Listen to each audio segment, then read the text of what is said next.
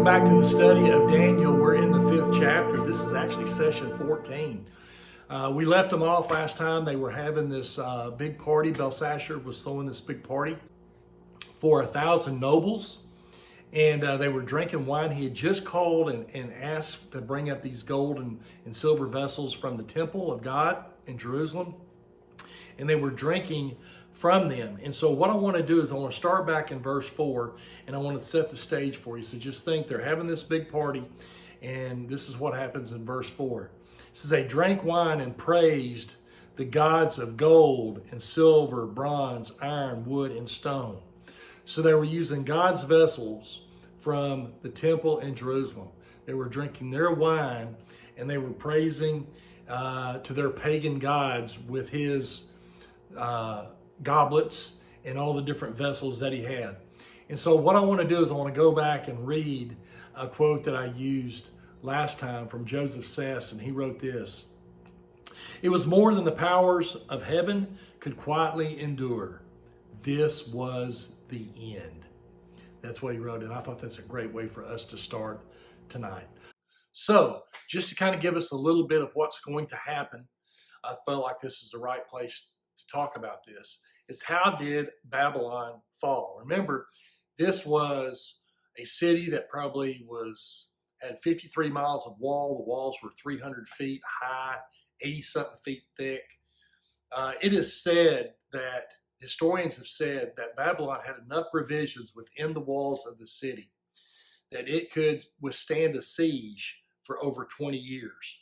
Think about how much food that would be for the amount of people. Over 200 square miles inside that city. The amount of people that would live there, and that they could endure a siege for over 20 years. You know, the Babylonians knew that the Persians and the Medes were coming after them. They just chose to go inside their walls because they knew that there was no way that that they could be conquered that way through a standard fight. So Cyrus the Great, he did some very ingenious things. First of all, we have to know that the Euphrates River ran right through the middle of Babylon. Now, it's a fast-moving, deep river, okay? So what Cyrus did is he split his army basically into half, and he sent one half of his army to the north part where the Euphrates came into Babylon. He sent the other half to the southern part of the city where it exited the city. Then he took probably all of his support staff and members of the support army, and they went north of the city into some swampland. And what they did was they dug basically a canal to divert the Euphrates River. All right. And so the plan was, what they were going to do was they were going to divert the river, and then the armies on the north and the south were going to watch the level of the river subside. And as it got to a point in which they could march in, then they were going to march in from the two opposite ends and conquer the city. And so that is basically what they did. They sit there and they watched the waters recede, and then when they did, they marched in. And we'll see that a few verses on down, in which, you know, the wrath on Babylon, the judgment of Babylon will be completed. But I just want to give you that before we got started, just to give you a little history about how Cyrus actually conquered this city really in one night. So now let's move to verse 5, and this is where it gets extremely, extremely interesting. Now remember, they're drinking from the vessels, they're having a big time, they're showing out, no telling. You know, there's 1,000 people. Probably some people doing a lot of things that they're not supposed to do. And then verse 5 says this: in the same hour, the fingers of a man's hand appeared and wrote opposite the lampstand on the plaster of the wall of the king's palace. And the king saw the part of the hand that wrote. Now think about this. The hand was on the other side of the lampstand from the light source. So it could have done several things. It could have illuminated the hand, or it could have made the hand even look bigger because it cast shadows on the wall. But that's important because it's doing one of two. It may even be doing both, illuminating the hand and actually making it look larger We don't know the size or anything like that.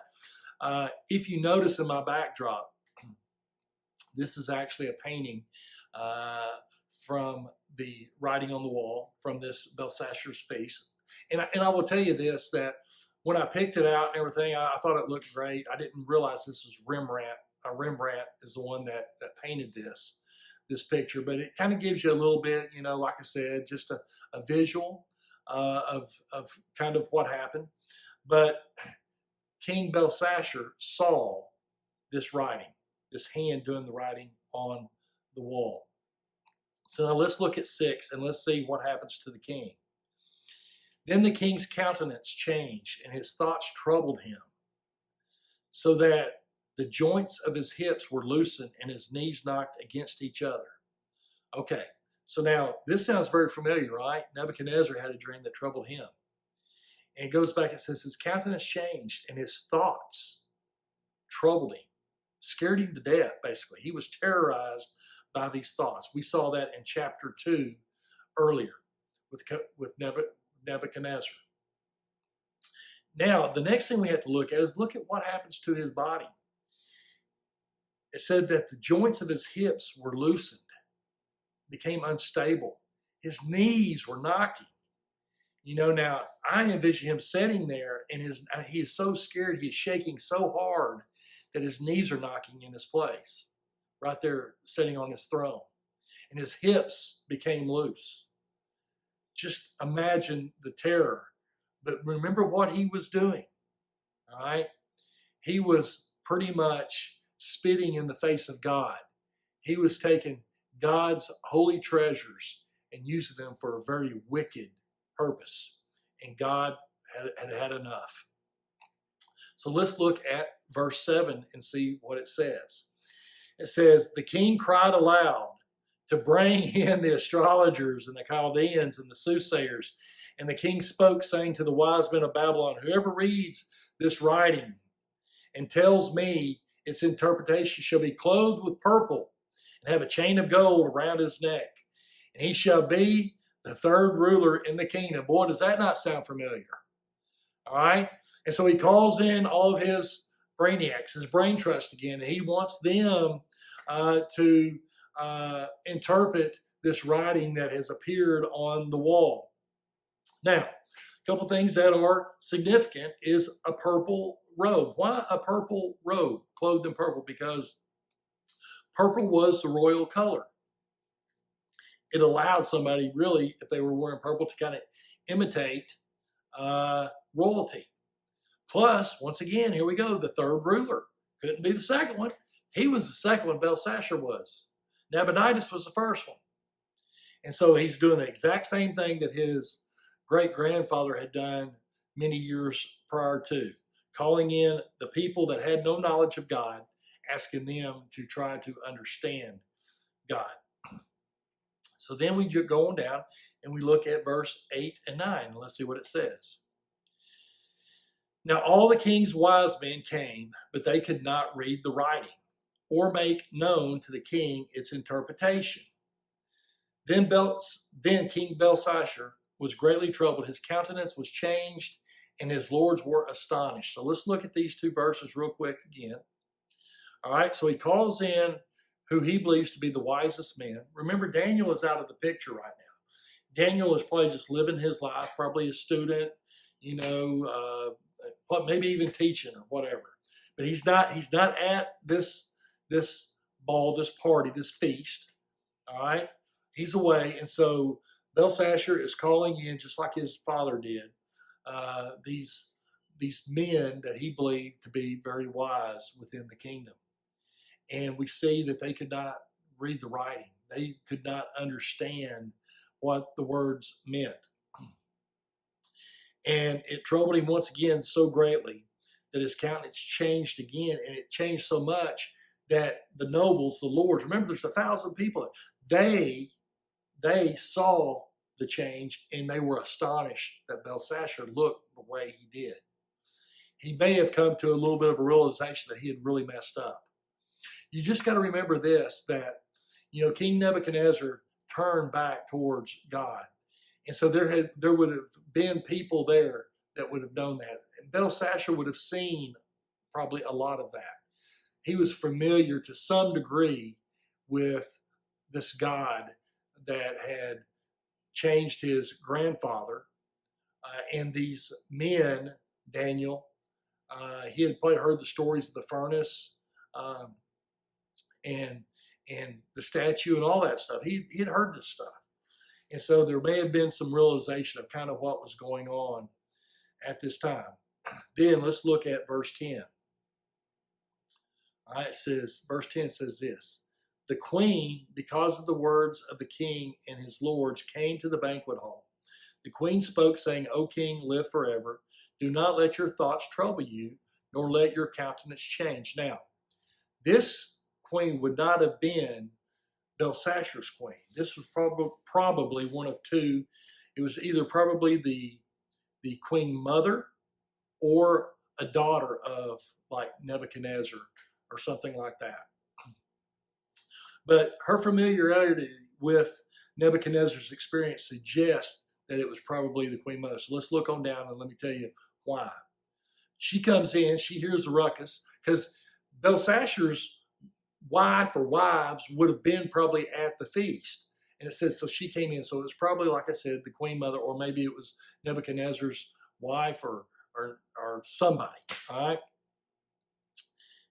Verse 11, there is a man in your kingdom in whom is the spirit of the holy God. And in the days of your father, light and understanding and wisdom, like the wisdom of the gods, were found in him. And King Nebuchadnezzar, your father the king, made him chief of the magicians, the astrologers, the Chaldeans, and the soothsayers. So this queen mother would have known,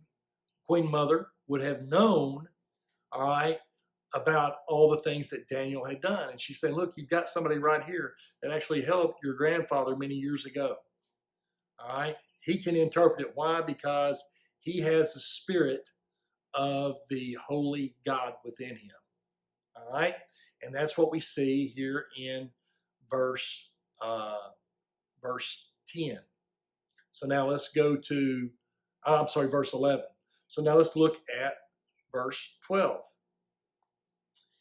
Inasmuch as an excellent spirit, knowledge and understanding, interpreting dreams, solving riddles, and explaining enigmas were found in this Daniel, whom the king named Belteshazzar. Now let Daniel be called, and he will give the interpretation. So here is probably the queen mother saying, look, call to Daniel. Daniel has that ability. He has the spirit of the holy God within him. He can interpret these three words, just as he interpreted the dreams of King Nebuchadnezzar. And so in 11 and 12, the queen recommends Daniel for another job. Now look, we're sure Daniel, he was not at this feast. He probably wasn't in a hurry to get over there. He's probably thinking, here we go again. All right.